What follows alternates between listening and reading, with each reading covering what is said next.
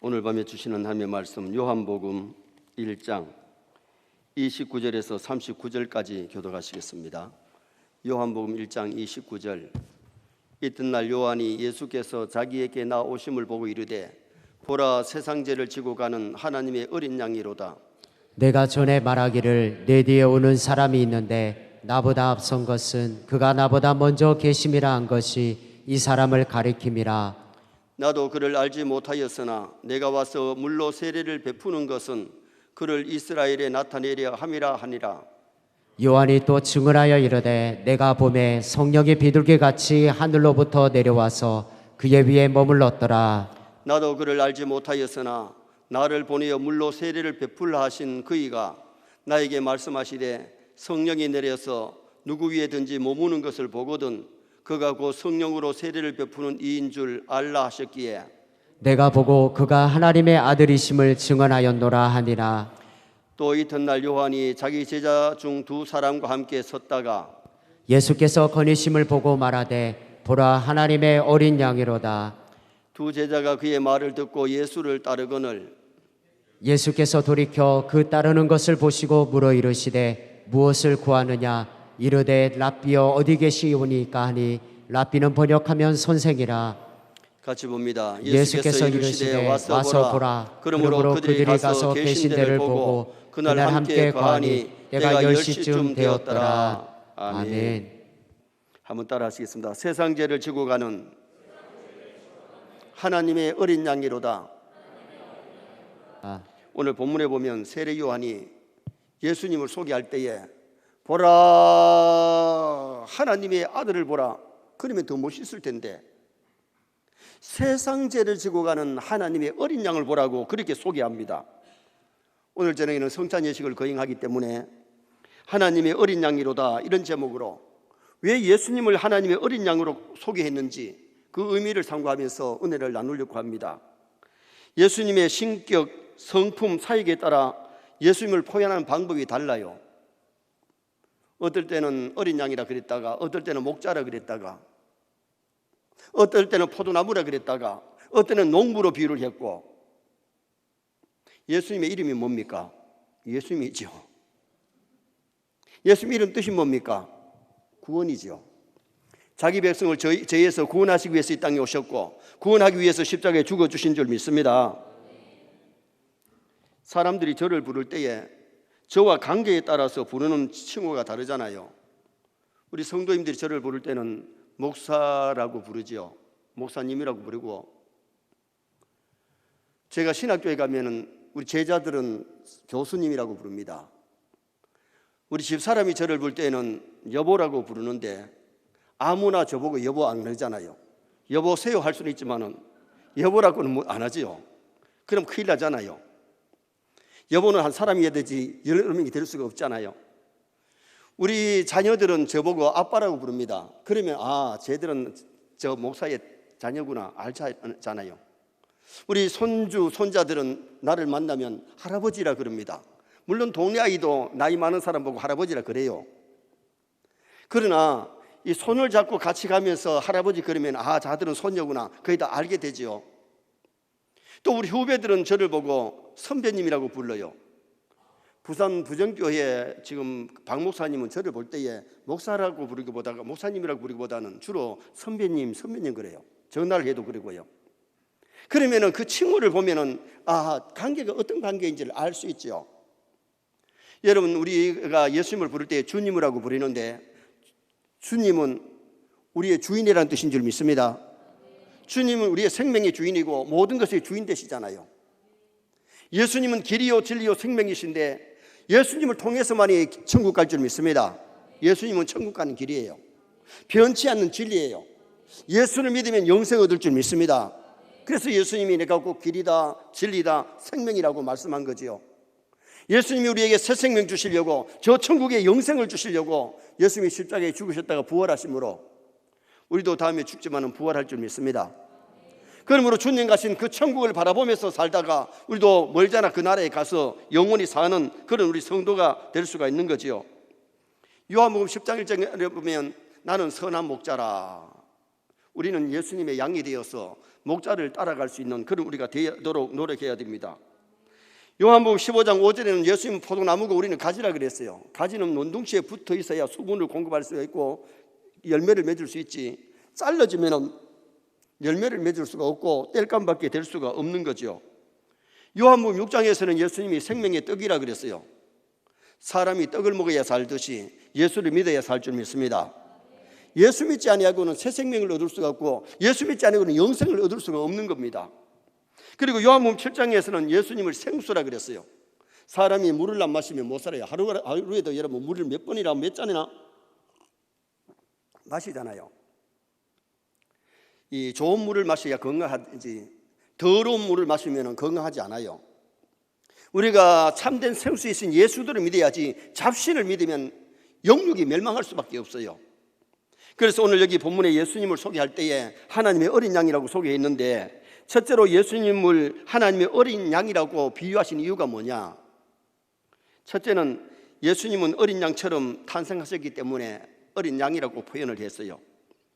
하나님의 아들 예수님이 이 땅에 오실 때에, 자신이 지으신 인간 세상에 오실 때에 세계에서 가장 큰 나라에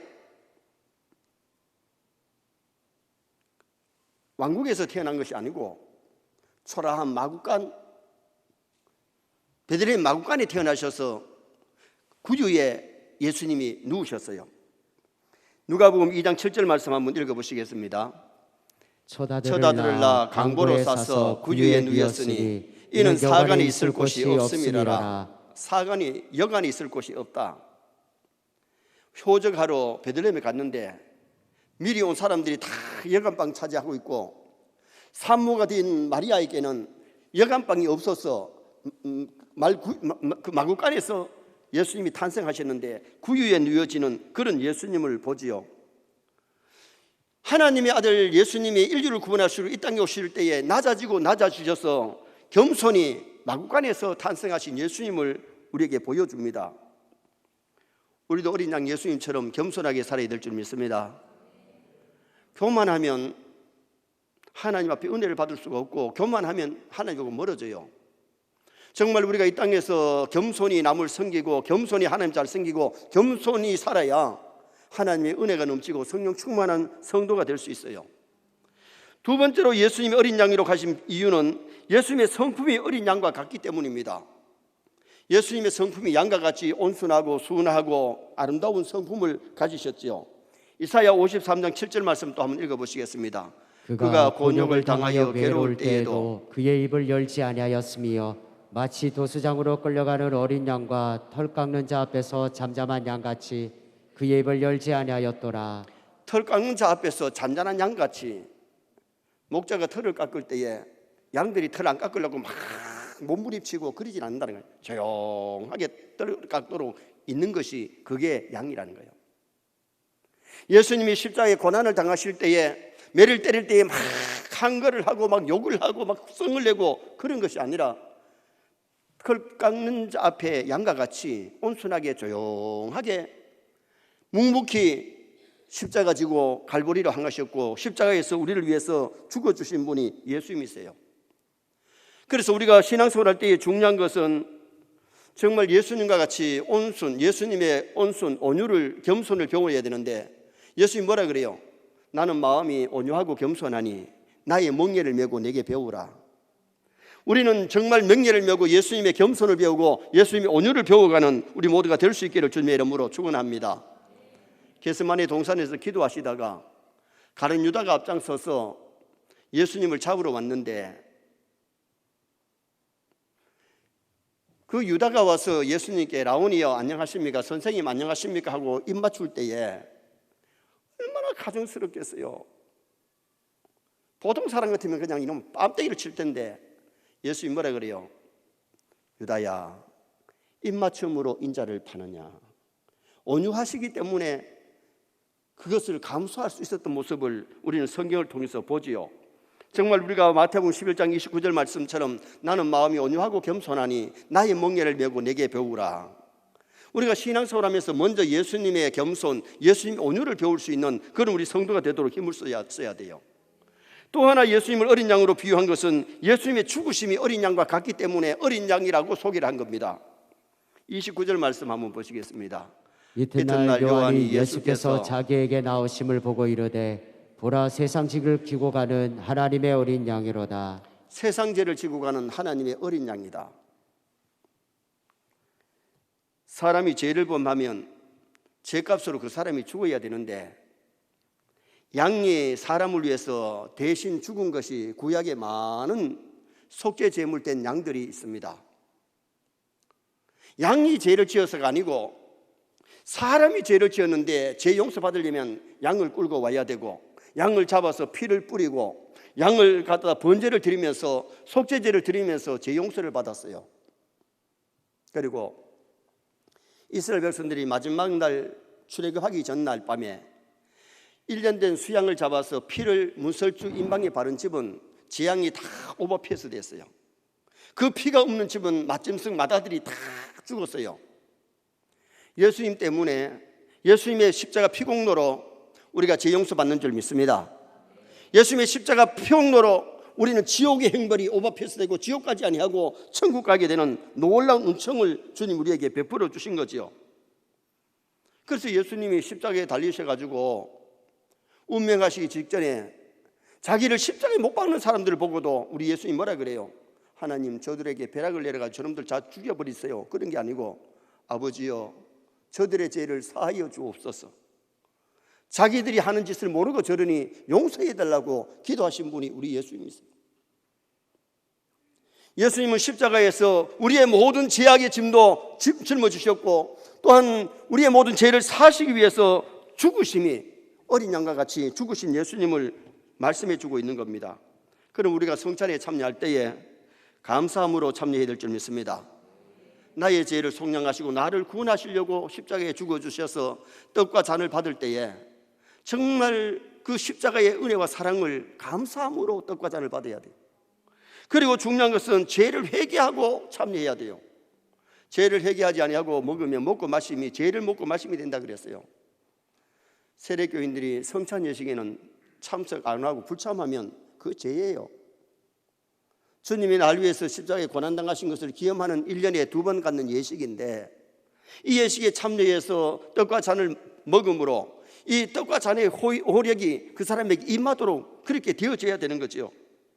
그리고 또 하나는 성찬 예식에 참여할 때에 충성을 다짐하는데 주님이 우리 위해서 죽어주셨으니 나도 주를 위해서 온전히 충성하겠습니다. 그는 헌신을 다짐하는 마음으로 충성을 다짐하는 마음으로 이 성찬의 떡과 잔을 받는다면 우리의 삶이 더 풍성해지고 아름다워집니다. 두 번째로 어린 양 예수님께 배울 점이 있는데 어린 양 예수님께 뭘 배워야 되느냐? 예수님의 생활, 예수님의 삶을 우리가 배워가야 돼요. 자, 37절 말씀 한번 읽어보시겠습니다. 두 제자가 그의 말을 듣고 예수를 따르거늘. 여기 두 제자가 누구냐 하면 안드레와 베드로인데 안드레가 먼저 예수님을 만나게 되었고 형 베드로를 전도해가지고 수제자가 베드로가 되고 두 번째 제자가 안드레고 세 번째 제자가 야고보고 네 번째가 요한이 나오지요. 제자가 주님을 이제 따라다니면서 주님을 배워가지고 좋은 사도들이 됐던 것을 말씀하는데 제자는 예수님을 따라야 예수님이 제자가 되지 예수님을 따르지 않으면 제자가 될 수 없어요. 그래서 예수님이 제자를 부르실 때에 나를 따르라 나를 따르라 그렇게 말씀하셨어요. 우리가 신앙생활 하면서 주님을 따라가시기 바랍니다. 주님 가신 그 길을 따라가야 되는데 우리가 주님을 따라간다고 할 때에 무엇을 따라가야 되냐? 주님이 겟세마네 동산에서 기도하신 것처럼 기도의 동산 따라갈 수 있어야 되고 주님 우리 때문에 빌라도의 법정에서 신문을 받으시고 재판을 받으셨는데 재판받는 장소 죄 없이도 우리가 세상에서는 애매한 소리를 들을 수 있고 욕먹을 수 있는데 그것이 바로 십자가 아니겠어요? 주님이 가신 빌라도의 법정만 따라가는 것이 아니라 골고다 언덕까지 따라갈 수 있는 그런 우리가 신앙생활을 해야 신앙생활을 잘할 수가 있는 거죠. 그리고 예수님의 가르침을 배워야 되는데 정말 예수님의 인격과 예수님의 삶을 본받아갈 수 있는 그런 삶을 살아야 돼요. 그리고 예수님의 죽으심을 배워야 되는데 29절 말씀 한번 보시겠습니다. 29절 말씀 이튿날 요한이 예수께서 자기에게 나오심을 보고 이르되 보라 세상 죄를 지고 가는 하나님의 어린 양이로다. 여기 세상 죄를 지고 가는 하나님의 어린 양이라는 것은 예수님이 어떤 죽음을 죽을 것을 아시고 인류의 죄짐을 지고 십자가에 죽어주실 것을 아시고 세상 죄를 지고 가는 하나님의 어린 양이라고 말씀하셨어요. 예수님은 죄가 없으시지만은 우리의 죄짐을 지고 우리 죄를 사해 주시려고 친히 십자가에 달려서 양손과 양발에 쇠못이 박혀지고 옆구리에 창에 찔리고 피를 한 방울 다 쏟아서 우리의 죽어주시고 부활하신 분이 우리 예수님이세요. 예수님의 십자가 죽음 때문에 우리가 죄 사함 받았고, 예수님의 십자가의 죽음으로 말미암아 우리가 이 재앙이 물러가고, 예수님이 부활하심으로 우리가 부활의 소망을 갖게 된 줄 믿습니다. 그래서 우리가 사람의 값은 돈을 얼마나 벌었느냐, 건세가 얼마나 있느냐, 지식이 얼마나 있느냐, 건강이 얼마나 좋으냐, 가문이 얼마나 좋았느냐, 인물이 얼마나 좋으냐, 거기에 있지 아니하고 우리 삶을 어떻게 살았느냐. 물질과 권력이 있어도 그것을 바르게 잘 사용했으면 하나님 앞에 칭찬받지만은 그것을 남용하고 잘못 쓰면 하나님 앞에 가서 책망 들을 수밖에 없는 겁니다. 잠언 26장 6절 말씀, 26장 2절 말씀 보시겠습니다. 까닭 없는 저주는 참새가 떠드는 것과 제비가 날아가는 것 같이 이루어지지 아니하느니라. 까닭 없는 저주는 이루어지지 않지만은 까닭 있는 저주는 분명히 저주가 임하는데, 예수님의 십자가 공로 믿고 철저하게 회개하면 그 저주가 차단될 줄 믿습니다. 그 저주가 물러갈 줄 믿습니다. 죄로 말미암은 저주가 지옥의 형벌인데, 정말 예수 믿고 회개한 사람은 반드시 지옥까지 아니하고 지옥의 재앙을 받지 아니하고 하늘나라 천국 가는 놀라운 운총이 임하게 되는 거예요. 그래서 우리가 죄를 회개할 때에 대충 도매금을 하는 보다는 철저하게 회개하고 죄의 줄을 완전히 끊어버려야 돼요. 저주를 차단시켜야 돼요. 예수님이 십자가 져주심으로 우리의 저주가 물러가고 지옥의 저주가 물러가고 죄악의 저주가 물러가지만은 그냥 물러가는 것이 아니에요. 회개할 때에 철저하게 기쁜 회개하고 성령 충만함을 받으면 저주가 완전히 차단되고 물러가고 하나님이 주시는 놀라운 은총이 우리에게 임하게 되는 역사가 일어나게 되는 거죠. 어떤 집에는 질병의 저주가 흐르는데 아빠 엄마가 가진 질병이 자녀들에게 그대로 물러가는 경우가 있잖아요. 그 질병의 저주도 철저하게 깊이 회개하면 그 저주의 질병도 물러갈 줄 믿습니다. 아버지가 자살했는데 어떤 집에는 아들이 자살을 하고 자살이 그 가문에 흘러내리는 집이 있어요. 그것도 차단시켜야 되죠. 어떤 집에는 음란이 그대로 가문에 자꾸 대를 물러가는 그런 경우가 있어요. 아버지가 첩을 가지고 있고 오입을 많이 했는데 아들도 그런 죄에 빠지는 그런 경우가 있잖아요. 요사이 유부녀들 애인 갖기 운동이라고 하는데, 자기보다 젊은 애인을 만나면 금메달이고, 같은 나이 만나면 은메달이고, 나이 많은 애인 만나면 동메달이고, 애인이 없으면 목메달이랍니다.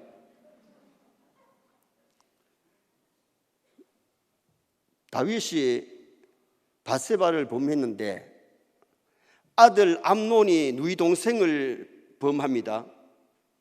압살롬이 백주에 아버지 후궁 10명을 갖다다가 음명하게 되는 그런 그 가문의 음행에 피가 흘러요. 깊이 철저하게 회개하고 그걸 끊어야 되는데, 물론 다윗은 철저하게 좀 회개를 했어요. 그러나 압살롬이나 암논 같은 경우는 그런 깊은 회개가 없잖아요.